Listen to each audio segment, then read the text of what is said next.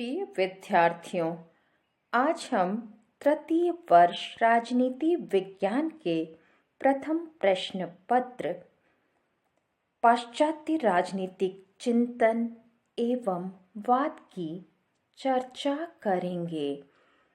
आज का हमारा अध्ययन का विषय रहेगा मैकियावेली के राज्य संबंधी विचार।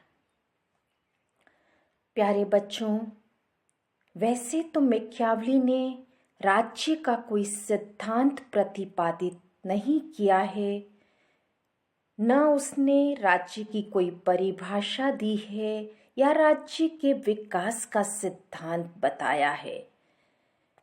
उसने जो कुछ भी कहा है वह क्षमतापूर्वक राज्य को तात्कालिक परिस्थितियों में चलाने की युक्तियां हैं। ये युक्तियां या राज्य कला ही उसके राजनीतिक विचार बन गए हैं। यद्यपि मैकियावेली ने राज्य की उत्पत्ति पर स्पष्ट रूप से अपने विचार व्यक्त नहीं किए हैं, परंतु फिर भी यत्र तत्र हमें कुछ विचार पढ़ने को मिलते हैं जिनसे पता चलता है कि वह राज्य की उत्पत्ति के संविदा सिद्धांत का प्रतिपादन करता है। राज्य के निरंतर विस्तृत होने की आवश्यकता को बताते हुए मैकियावेली कहता है कि मनुष्य का स्वभाव पारे की भांति होता है, वह निरंतर बढ़ते रहना चाहता है। अतः उसी प्रकार वैभव और राज व्यवस्था है तो राज्य को भी बढ़ते रहना चाहिए। मैकियावेली ने अपनी पुस्तक प्रिंस में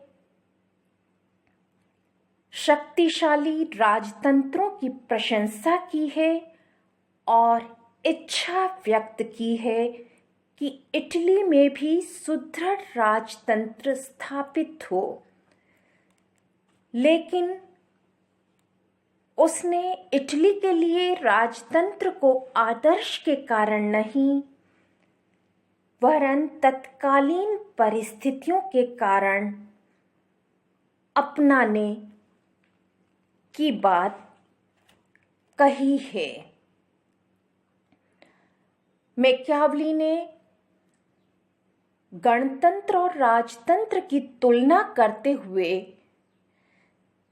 डिस्कोर्सेस में गणतंत्र को अधिक उपयोगी बताया है। जहाँ तक शासन तंत्रों या सरकारों का वर्गीकरण का प्रश्न है, यह मैकियावेली ने इस उद्देश्य से किया है कि आदर्श शासन कायम किया जा सके। इस क्षेत्र में उसने अरस्तु का अनुसरण करते हुए सरकारों को शुद्ध व विकृत रूप मानकर 6 भागों में विभक्त किया है। शासन के शुद्ध रूप हैं राजतंत्र, कुलीन तंत्र और वैध प्रजातंत्र, और विकृत रूप हैं तानाशाही, धनिक तंत्र या वर्ग तंत्र और प्रजातंत्र। मैकियावेली ने इस विचार से भी सहमति प्रकट की है कि मिश्रित सरकार सर्वश्रेष्ठ होती है, क्योंकि उसमें प्रत्येक शासन तंत्र के अच्छे गुणों का समावेश होता है। मैकियावेली ने स्पष्ट रूप से संप्रभुता शब्द का भी कहीं उपयोग नहीं किया है। अंतर्राष्ट्रीय मामलों में मैकियावेली सीमित संप्रभुता की आवश्यकता को स्वीकार करता है। विधि के संबंध में मैकियावेली मध्यकालीन विचारकों की तरह प्राकृतिक अथवा देवी विधियों में विश्वास नहीं करता है। वह केवल नागरिक विधियों की कल्पना करता है जो शासक के द्वारा बनाई जाती है। मैकियावेली के अनुसार विधि का स्रोत शासन ही है और इस तरह उसकी विधि संबंधी धारणा संकुचित किंतु निश्चित रूप से अधिक यथार्थवादी है। मैकियावेली ने कानून निर्माता के संबंध में कहा है कि एक नवीन राज्य की स्थापना में एक बुद्धिमान विधि निर्माता की अत्यंत आवश्यकता होती है। पतनोन्मुखी समाज का उद्धार एक बुद्धिमान विधि निर्माता द्वारा ही संभव हो सकता है। विधियां राजनीतिक ढांचे को ही निर्धारित नहीं करती हैं, वरन संपूर्ण सामाजिक एवं नैतिक आर्थिक ढांचे को भी प्रभावित करती है। मैकियावेली के शब्दों में विधिकार न केवल राज्य का वरन समाज का भी निर्माता होता है, जिसमें उसके समस्त नैतिक, धार्मिक तथा आर्थिक संस्थान सम्मिलित हैं। मैकियावेली ने राजा के आचरण के सिद्धांत या शासक के कर्तव्यों की अपनी पुस्तक प्रिंस में चर्चा की है, जिनके आधार पर राजा को अपना आचरण करना चाहिए। वे मानते हैं कि शक्ति ही सत्य है, अतः एक शासक को अधिकाधिक शक्ति का अर्जन करना चाहिए। मैकियावेली ने अपने प्रिंस को साम, दाम, दंड और भेद का आवश्यकतानुसार प्रयोग करने का निर्देश दिया है। वे राजा में शेर और लोमड़ी दोनों के ही गुणों की भी चर्चा करते हैं।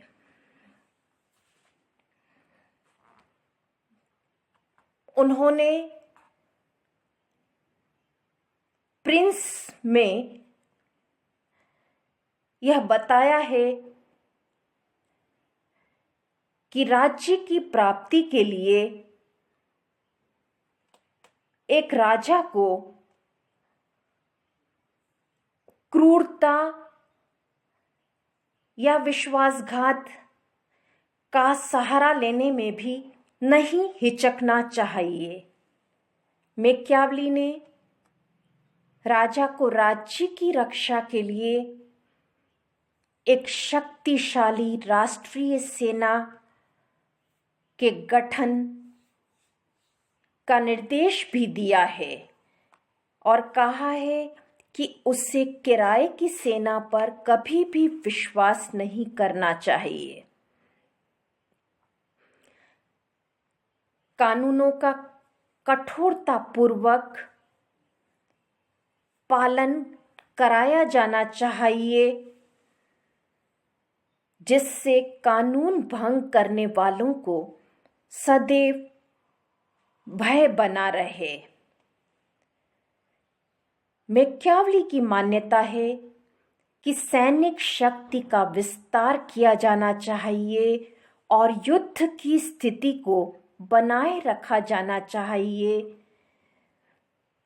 राज्य का हमेशा विस्तार होना चाहिए।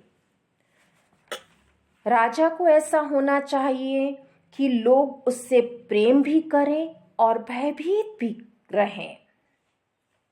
प्रत्येक राजा को दयालु होते हुए भी इस बात का ध्यान रखा जाना चाहिए कि कोई उसकी क्षमाशीलता का लाभ न उठाए। राजा को व्यापार और वाणिज्य की उन्नति में रुचि लेनी चाहिए। एक अच्छे राजा को मितव्ययी होना चाहिए।